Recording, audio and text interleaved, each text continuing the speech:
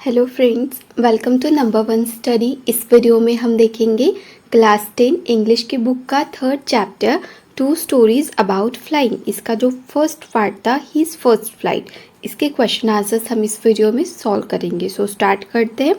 First question आपको है, why was the young seagull afraid to fly. अब यहाँ पे देखो, फर्स्ट क्वेश्चन में आपको पूछा है why was the young seagull afraid to fly. जो यंग सीगल था वो उड़ने से क्यों डर रहा था, ये एक क्वेश्चन हो गया। और भी यहाँ पे, do you think all young birds are afraid to make their first flight और are some birds are more timid than others. अब देखो यहाँ पे पूछा है आपको क्या लगता है कि सभी बर्ड्स जब वो फर्स्ट फ्लाइट लेते, पहली बार जब वो उड़ते हैं, तो क्या वो डरे हुए रहते हैं, ठीक है। और are some birds more timid than others, या फिर कुछ बर्ड्स ऐसे होते हैं जो बाकी बर्ड से भी बहुत ज़्यादा डरे हुए रहते हैं। टिमिड का यहाँ पे मीनिंग होगा डरपोक या फिर डरे हुए। Do you think a human baby also finds it a challenge to take its first step। क्या मतलब आप ऐसा सोचते हो कि जो ह्यूमन बेबी है, ठीक है, छोटा सा बच्चा, जब वो पहली बार चलता है, ठीक है, चलना सीखता है या फिर अपनी पहली स्टेप लेता है, तो क्या आपको लगता है उसके लिए भी चैलेंजेबल होगा, ठीक है। तो ऐसे आपको तीनों क्वेश्चन के आंसर इसमें बताने हैं। तो पहले का आंसर क्या होगा, why was the young seagull afraid to fly. जो छोटा सीगल था वो उड़ने से क्यों डरता था। The young seagull was afraid to fly because it was his first flight. वो डर रहा था क्योंकि उसकी ये पहली बार, मतलब वो उड़ने जा रहा था।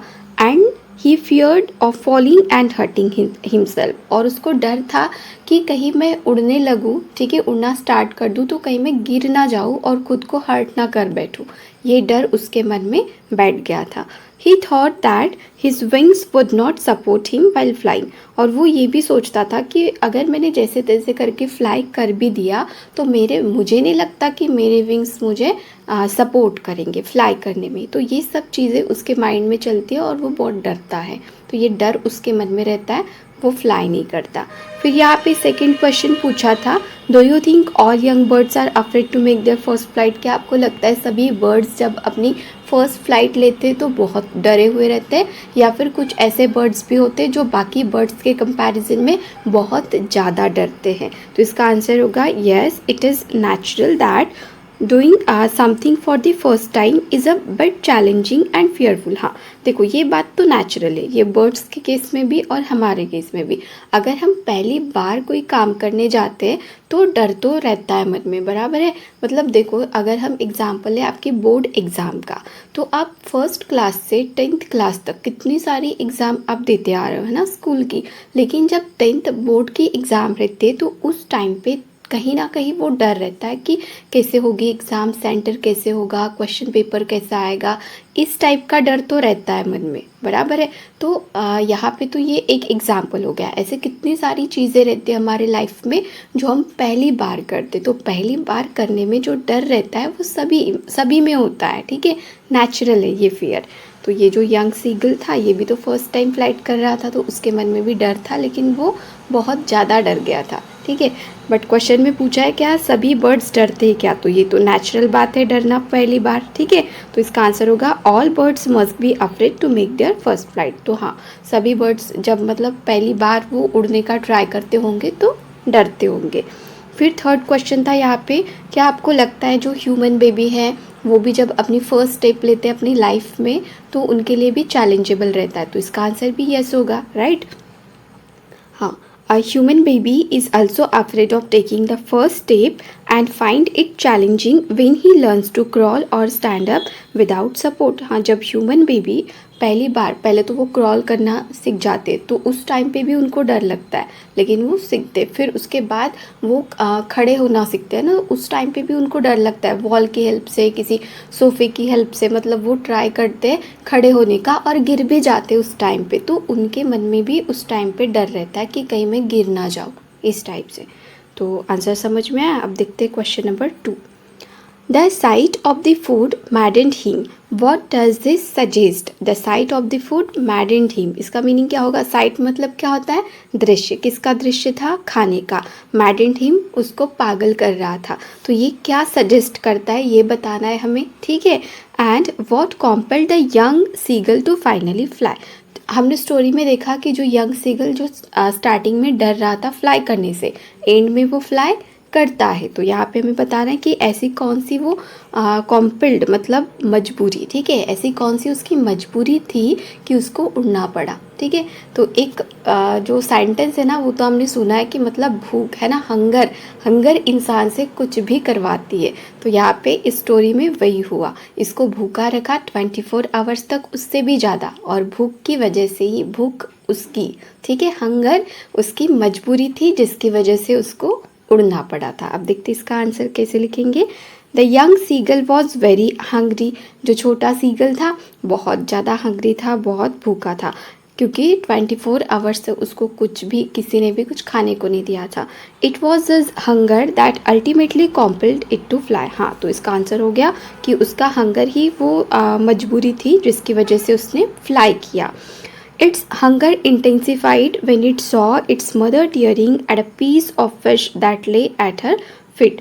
जब उसने देखा कि उसकी मदर क्या कर रही है, खाना उसके पास है और उसको अभी टीयर कर रही है, खाने वाली है ना, या फिर उसको लगता है कि मेरे लिए भी लेकर आएगी, इस टाइप से, तो उसकी भूख जो है ना वो बढ़ जाती है और ज़्यादा, वो जो दृश्य देखता है उससे और ज़्यादा उसकी भूख बढ़ जाती है। इंटेंसिफाइड का मीनिंग होता है बढ़ जाना। It cried to her begging her to get some food, और फिर वो क्राई करता है, अपनी मदर को बोलता है कि भाई मुझे भी थोड़ा सा खाना दे दो। When its mother came towards it with food in her beak, जब उसकी मदर उसके पास आती है, उसके बीक में खाना रहता है, it scream with Joy and anticipation. तो ये जो सीगल है ना, मतलब पहले से ही बहुत हैप्पीली, बहुत जॉयफुली है ना, मतलब चिल्लाने लगता है। स्क्रीम का मीनिंग होता है चिल्लाना। How ever she stop Midway, लेकिन क्या होता है कि उसकी मदर बीच में रुक जाती है। It wandered why she did not come nearer, तो वो हैरान हो जाता है कि भाई मेरी मदर मेरे पास क्यों नहीं आ रही है। Not being able to resist और कॉन्ट्रोफिट्स हंगर एनी लॉन्गर। अब उसने तो पूरा मतलब दृश्य देख लिया था, पूरी साइड मतलब देख ली थी उसने कि कैसे उसकी मदर खाना उसके लिए लेकर आ रही है, ठीक है। तो अभी वो खुद पे कंट्रोल नहीं कर पा रहा था, अपनी हंगर को वो ज़्यादा लंबे समय तक कंट्रोल नहीं कर पा रहा था। यहाँ पे देखो कॉन्ट्रोफिट्स ये वर्ड यूज़ किया है, इसका मीनिंग होता है विरोध, या मतलब अपनी भूख को नहीं रोक पा रहा था वो, ठीक है। It dived at the food in mother's beak, मतलब उसकी मदर उसके इतने पास आती है कि जस्ट बीक में से खाना इस यंग सीगल के बीक में जाने वाला रहता है, लेकिन वो वहाँ से उड़ जाती है। तो उसे इतनी भूख लगी हुई रहती है यंग सीगल को कि वो कंट्रोल नहीं कर पाता, और फिर फाइनली फ्लाई करता ही है खाने के लिए, ठीक है, क्योंकि उसको लगता है कि जस्ट मतलब बहुत पास है ये वाला खाना, तो वो फ्लाई कर देता है, ठीक है। Dived at the food in the mother's beak at that moment his hunger overpowered his fear of the great expanse of sea beneath the cliff। और इस टाइम पे अब देखो उसके मन में तो उड़ने से बहुत डर था कि अगर मैं उड़ता हूँ तो गिर जाऊँगा, और उसको नीचे जो मतलब समुंदर था ना उससे भी बहुत ज़्यादा डर था। लेकिन इस टाइम पे उसको उसकी जो भूख थी वो इतनी ज़्यादा बढ़ गई थी कि उसका जो पावर था भूख का वो बढ़ गया था उसके डर से। अब उसको डर कुछ नहीं लग रहा था, ठीक है, डर का पावर कम हो गया था, जो उसकी हंगर थी, भूख थी, उसका पावर बढ़ गया था। तो वो डाइव कर देता है, फ्लाई करता है। Finally this plunge was followed by the natural reaction of its body that is to fly. और फाइनल देखो वो खाने के लिए मतलब उसने एक फटाक से नहीं, क्या वो अपना प्लेट्यू छोड़ देता है और खाने के लिए डाइव करता है। और फिर क्या होना था उसके साथ, वो तो गिरने वाला नहीं था क्योंकि वो बर्ड है, वो तो फ्लाई करेगा। तो ये नेचुरल थिंग थी। तो यहाँ पे मैं पूछा था ना, the site of the food married him what does this suggest, तो ये क्या सजेस्ट करता है, इसका आंसर हमने यहाँ पे बता दिया कि ये सजेस्ट करता है। और कॉम्पेल्ड मतलब मजबूरी ऐसी कौन सी थी जिसकी वजह से उसने फ्लाई किया, तो उसकी हंगर, उसकी भूख, उसकी मजबूरी थी। अब देखते हैं question number 3। They were beckoning to him, calling shrilly. Why did the seagull's father and mother threaten him and cajole him to fly? अब देखो यहाँ पे beckoning का मीनिंग क्या होता है, इशारा करना। उसके जो मदर फादर थे उसको इशारा कर रहे थे। कॉलिंग श्रीली मतलब बहुत ज़ोर ज़ोर से उस पर चिल्लाते थे। Why did the seagull's father and mother threaten him, और उसको धमकी भी दे रहे थे कि हम तुम्हें भूखा रखेंगे, इस टाइप की। And caused him to fly. Caused का मीनिंग क्या होता है यहाँ पे? मनाना, फुसलाना, बहलाना, इस टाइप से उसको मतलब बहुत मनाते कि भाई चलो तुम ये ट्राई करो, फ्लाई करो। तो ऐसा उसके पेरेंट्स क्यों कर रहे थे? यहाँ पे हम बोल सकते कि बहुत बुरा व्यवहार वो इस यंग सीगल के साथ कर रहे थे। वैसे तो बोला जाता है कि पेरेंट्स अपने बच्चों के साथ कभी बुरा नहीं करते, है ना, फिर वो हमारे हो या फिर एनिमल्स, बर्ड्स के हो, किसी के भी पेरेंट्स हो, बच्चों के साथ तो बिल्कुल अच्छे से वो बिहेव करते। लेकिन यहाँ पे यंग सीगल के पेरेंट्स उसके साथ बुरा व्यवहार करते। तो हमें बताना है कि उन्होंने ऐसा क्यों किया। वो तो उनके लिए तो मतलब अगर वो कहीं बाहर उड़ के जाते भी है तो अपने बच्चे के लिए खाना वो ला सकते थे ना, उनके लिए कोई बड़ी बात नहीं थी। फिर भी वो उसको मतलब बहुत ज़्यादा प्रोवोक करते कि फ्लाई करो। ठीक है, तो ऐसा उन्होंने क्यों किया ये हमें इसके आंसर में बताना है। तो ये जो यंग सीगल है ना, इसके पेरेंट्स को कहीं ना कहीं पे ऐसा लगता था कि भाई अगर आज हम लोग हैं तो इसको खाना मिल रहा है, लेकिन फ्यूचर की बात नहीं बता सकते कि अगर हम रहे ना रहे तो फिर इसका क्या होगा, इसको खाना कौन खिलाएगा, कौन ला कर देगा। ये डर था उनके मन में कि भाई फ्यूचर में भी हमारे बच्चे को खाना मिले और इसकी लाइफ ईजी हो जाए। इसीलिए वो चाहते थे कि उनका बच्चा फ्लाई करे, बट वो नहीं कर रहा था। इसीलिए ये जो पेरेंट्स थे इस यंग सीगल के इतना बुरा व्यवहार उसके साथ कर रहे थे। मतलब हम बोलेंगे कि वो एक टाइप से उसको प्रोवोक कर रहे थे, उकसा रहे थे फ्लाई करने के लिए, राइट। तो इसका आंसर कैसे लिखेंगे? Seagull's parents had tried everything but he was reluctant to fly due to fear of falling down. अब इस यंग सीगल के पेरेंट्स ने सब कुछ कर लिया था, सब कुछ करके देख लिया था, बट ये जो यंग सीगल था ये तो मतलब बिल्कुल भी मतलब इसकी इच्छा ही नहीं थी फ्लाई करने की, क्योंकि इसके मन में बहुत ज़्यादा डर था कि कहीं मैंने फ्लाई कर दिया और गिर गया तो क्या होगा। इस टाइप का डर उसके मन में रहता है। He look at his brothers and sister but wouldn't make any efforts. वो अपने भाई बहन को देखता है, वो भी फ्लाई कर रहे हैं, मतलब एक ही दिन रहता है उनका सबका फ्लाई करने का। ठीक है, फर्स्ट टाइम जब वो फ्लाई करना वो ट्राई करते तो उस दिन से ही उसके भाई बहन फ्लाई करते, बट ये नहीं करता। जैसे कि हमारे केस में भी होता है, अगर 2-3 भाई बहन हैं, उनमें से अगर जो बड़े भाई बहन है ना वो अगर एग्ज़ाम में अच्छे मार्क्स लाते या फिर कोई चीज़ अच्छे से कर जाते और छोटे नहीं करते, तो रिलेटिव्स या फिर घर के लोग उन छोटों को तो बोलते हैं कि देखो तुम्हारे भाई बहन कितना अच्छा कर रहा है, कितने अच्छे मार्क्स ला रहा है, और तुम देखो तुम्हें कितने कम मार्क्स आते हैं, इस टाइप से। तो कहीं ना कहीं उन छोटों को भी लगता है कि भाई चलो अगर ऐसा बोलते तो हम भी करके दिखाएंगे, अच्छे मार्क्स लेकर दिखाएंगे, इस टाइप से। बट ये स्टोरी में क्या होता है कि इसके भाई बहन फ्लाई करते हैं, बट ये सब कुछ देखकर और इतनी ज़्यादा टॉन्टिंग करते हैं इस यंग सीगल को उसके भाई बहन भी और उसके पेरेंट्स भी, फिर भी इस यंग सीगल को नहीं लगता कि मुझे भी ट्राई करना चाहिए, तो ये बात भी नहीं करता वो। ठीक है, That's why the whole family had left him alone and threatened and cajoled him to come, but every effort went in vain.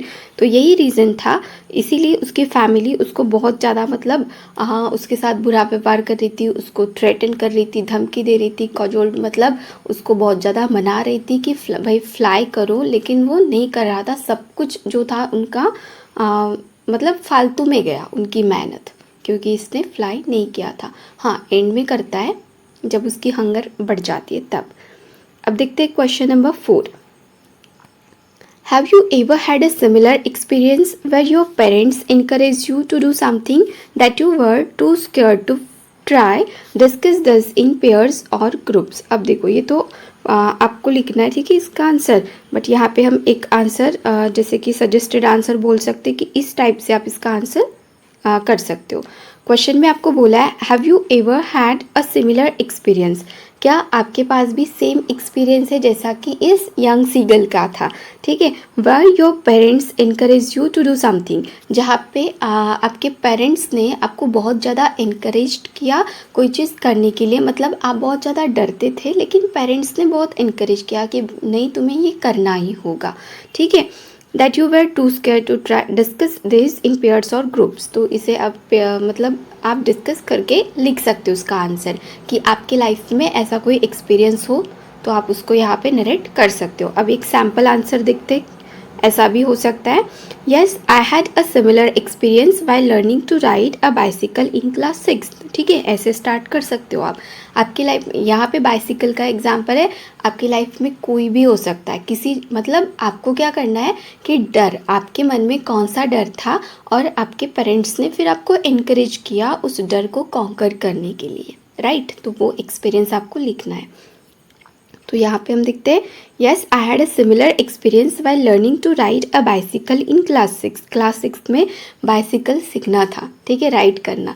उस टाइम पे क्या हुआ, इन माई इनिशियल अटेम्प्ट, इनिशियल मतलब जब स्टार्ट किया सीखना, जब पकड़ा उस साइकिल को, ठीक है, ट्राई किया, तो क्या हुआ, I fell down every time, मैं हर बार नीचे गिर रही थी। And developed a fear of cycling which was difficult to overcome. और फिर मतलब बाइसिकल राइड करने का जो फियर था, जो डर था, वो तो मन में बैठ गया कि भाई नहीं, अगर मैं ट्राई भी करती हूँ तो नीचे गिरूंगी, बहुत लगता है, बहुत ज़ोर से लगता है, ठीक है। तो फिर वो तो डर बैठ गया मन में। No amount of provoking and cajoling could let me try it again. बहुत ज़्यादा मतलब घर के लोगों ने मुझे प्रोवोक किया, मुझे उकसाया राइड करने के लिए, सीखने के लिए। एंड कॉजोलिंग मतलब मुझे मनाया भी कि भाई नहीं, तुम्हें सीखना चाहिए, अगर साइकिल चलाना सीखोगी तो फिर गाड़ी चलाना सीखोगी, ऐसा रहता है ना। तो बहुत ज़्यादा प्रोवोक किया, बहुत ज़्यादा मनाया, लेकिन कोई फ़ायदा नहीं हुआ। मन में बहुत ज़्यादा डर था कि नहीं, ट्राई करूँगी तो गिर जाऊँगी।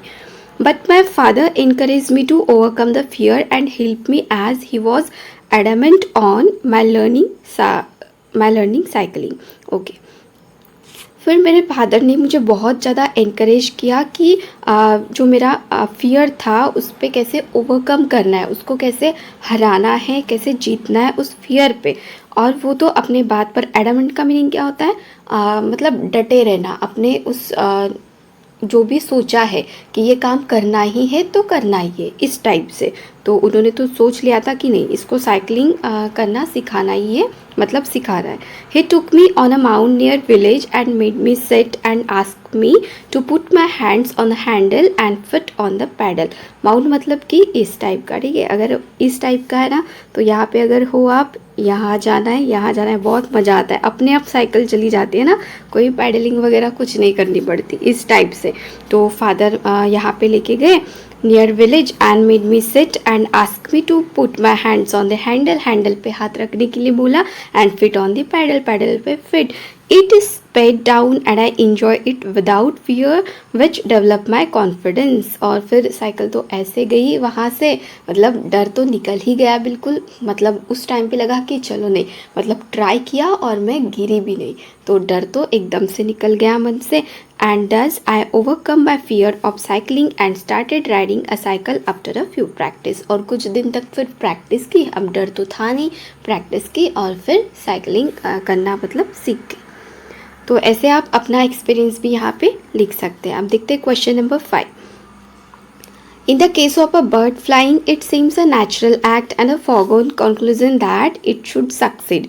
मतलब बर्ड के केस में क्या बोला जाता है कि भाई बर्ड है तो फ्लाई करेंगे, ठीक है, बर्ड है तो फ्लाई करेंगे, ऐसा बोला जाता है। In the example you have given in answer to the previous question. अभी क्वेश्चन नंबर 4 में हमने देखा, आंसर किया, तो अगर वो एग्जाम्पल हम लेते हैं, वॉज योर सक्सेस गारंटीड, तो क्या वहाँ पे सक्सेस गारंटीड था कि मतलब साइकिल चलाना है, ठीक है। तो क्या पहले तो ट्राई किया, बहुत बार गिर रहे थे, है ना, तो वहाँ पे क्या ऐसा ज़रूरी था कि ट्राई कर रहे तो साइकिल चलाना सीख ही जाएंगे, ये गारंटी थी? नहीं थी, है ना, क्योंकि डर था मन में। अगर डर को नहीं जीतते तो साइकिलिंग मतलब साइकिल चलाना तो सीखते ही नहीं, है ना। तो वहाँ पे हम बोल सकते हैं क्या गारंटीड था? गारंटीड नहीं था, ठीक है। लेकिन हाँ, और was it important for you to try regardless of a possibility of failure. और क्या मतलब ये इम्पॉर्टेंट था आपको कि ट्राई करते रहना, हाँ, फिर वो चाहे कितना भी आपको फेल्योर आए, कितनी बार भी आप गिरे, हाँ, तो हम ये बोल सकते कि सक्सेस गारंटीड तो नहीं था, लेकिन हाँ, ट्राई करने से ज़रूर आता, ठीक है, ऐसा बोल सकते हैं। तो इसका आंसर देखो कैसे होगा, we face some problem in the initial stage while learning new skill. जब भी हम कोई न्यू स्किल सीखते हैं ना, अब यहाँ पे साइकिलिंग का एग्जाम्पल छोड़ो, कोई भी नई स्किल जब हम सीखते हैं तो स्टार्टिंग में ऐसे चांसेस होते हैं कि हमें बहुत बार फेलियर आता है ना, उसके चांसेस तो होते ही है, बहुत प्रॉब्लम आती है। Due to the fear of failure we hesitate to perform a task और टू डू समथिंग न्यू। तो इस फेल्यूर की वजह से बहुत बार हम क्या करते हैं, वो चीज़ें करना ही छोड़ देते हैं कि नहीं भाई बहुत फेल्यूर आ रहा है, छोड़ दो इसको, ये नहीं होगा हमसे, ऐसा कर देते। लेकिन ऐसा नहीं करना चाहिए। यहाँ पे मतलब 50-50% रहता है, ठीक है। आपको ट्राई करते रहना चाहिए, ठीक है। प्रैक्टिस से ही तो हर चीज़ मतलब परफेक्ट होती है। 100% तो परफेक्ट नहीं होती, लेकिन कुछ हद तक परफेक्शन उसमें आ जाता है। In case of the seagull his parents cajoled him to fly. अब सीगल की केस की बात करें तो उसमें उसके पेरेंट्स उसको बहुत ज़्यादा मनाते हैं, ठीक है। In the example I have given in the answer of previous question number 4 में जो एग्जाम्पल था साइकिल का, I was cajoled by my father to learn cycling. तो यहाँ पे मुझे कौन मना रहे थे, मेरे फादर मुझे बहुत ज़्यादा मना रहे थे कि भाई तुम्हें ट्राई करना चाहिए। So at that stage I was to learn cycling as it was very important for me to overcome my fear. क्योंकि उस टाइम पे देखो, अगर साइकिल चलाना नहीं भी सीखती तो कोई वहाँ पे प्रॉब्लम नहीं था, मतलब कुछ इतना भी बुरा नहीं होने वाला था। बट वो डर जो था साइकिल नहीं चला सकती, वो मेरे मन में बैठ गया था, राइट। तो उसको कॉन्कर करना है, उस डर को भगाना है। क्योंकि अगर एक बार आदत लग गई ना डर को इकट्ठा करने की, बहुत चीज़ों के डर फिर बैठ जाएंगे मन में और फिर हम आगे नहीं बढ़ पाएंगे। तो उस टाइम पे उस डर को भगाना बहुत ज़्यादा इम्पॉर्टेंट था, इसीलिए प्रैक्टिस करना भी ज़रूरी था उस टाइम पे, ठीक है। Yes my success was guaranteed. यहाँ पे पूछा था कि क्या सक्सेस गारंटेड है। हाँ, सक्सेस गारंटेड है because if someone is determined to do something then success is assured. मतलब अगर किसी ने ठान लिया कि नहीं मुझे ये करना ही है, फिर ये कितना भी मतलब हार्ड हो, कितना भी डिफ़िकल्ट हो, नहीं मुझे करना ही है। फेल्योर आएंगे बहुत बार, मतलब हम गिरेंगे, लेकिन उठना है, फिर से ट्राई करना है, तो फिर सक्सेस गारंटेड है, ठीक है। Moreover as said practice makes a man perfect. और ऐसा बोलते भी तो है ना, प्रैक्टिस मेक मैन परफेक्ट। अगर बहुत ज़्यादा प्रैक्टिस करेंगे तो हम उस चीज़ में परफेक्ट हो ही जाएंगे, चांसेस है, 100% चांसेस है, ठीक है। तो यहाँ पे हमारे इस हिज फर्स्ट फ्लाइट इस स्टोरी के सभी क्वेश्चन आंसर्स कंप्लीट हो गए। अगर वीडियो अच्छी लगी हो, हेल्पफुल लगी हो, तो वीडियो को लाइक करना, अपने फ्रेंड्स के साथ शेयर करना और चैनल को सब्सक्राइब जरूर करना। Thank you.